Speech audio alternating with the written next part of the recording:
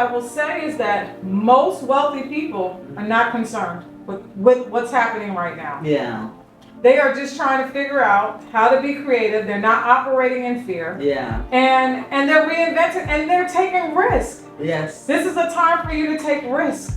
Absolutely. We watched 60 Minutes last night, and they were talking about this island in the northeast. I think off Boston, Maryland, or somewhere. But anyway, this little island has been in existence for hundreds of years. And the people who live there, who were born and raised there, but there is a concern that it's being washed away. Like the land is being eaten away. And so I think there was a funding from the government or something to relocate the people from that island to the mainland. And there's some who have refused to leave. But talking about the risk, there was this young lady, her and her husband have moved to the island. Yes, they moved to the island, and so the reporter was asking them, why are you moving to the island when people it's deteriorating? You're right. She said, listen, we have to take risks. I'm not going to be here forever. I get waterfront property.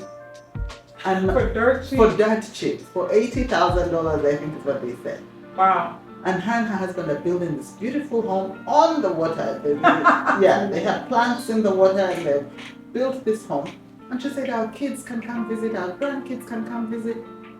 Do I know if it will be here for another 175 years? I have no idea. Do we know if it's going to be here another 3 months? Exactly. But okay, she said, I don't care. She said, but in the meantime, in the meantime, I'm going to live my life fully. She had moved from New Jersey. Oh, wow. And she was like, the stress, I don't have to deal with that. Wow. I live here, I live simply, I'm doing what I love.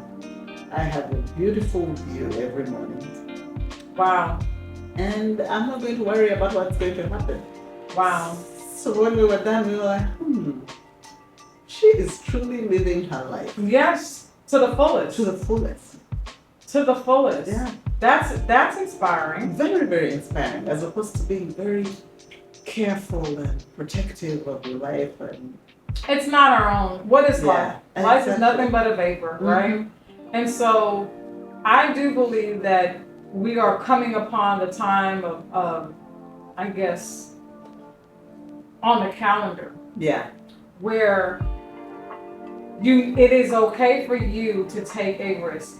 Yeah. It's okay for you to bet on yourself. Yes. And it's okay to reinvent yourself in whatever capacity that is going to look like, that is going to allow you to live your life to the fullest. That's exactly how I feel. Yeah. There's freedom in that. Yes. There's freedom in that. I think that's just like our locks, right? Yes. And so one of the things that I am really enjoying, I had a young lady that came in a while ago, and she said, I need lock repairs. She has beautiful locks. Yeah.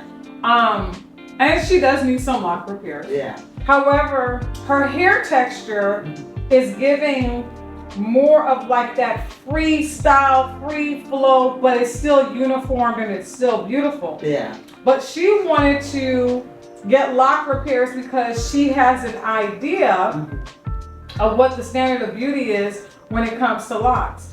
So the last time we met, and I said, okay, so next year we're going to plan, because we do have some lock repairs that we need to do. Yeah. And I said, however, it is not, I'm going to give you a realistic expectation of what your locks are going to look like. Yeah. And they're so gorgeous to me. I said, do you know who Lisa Bonet is? Yes. Yeah.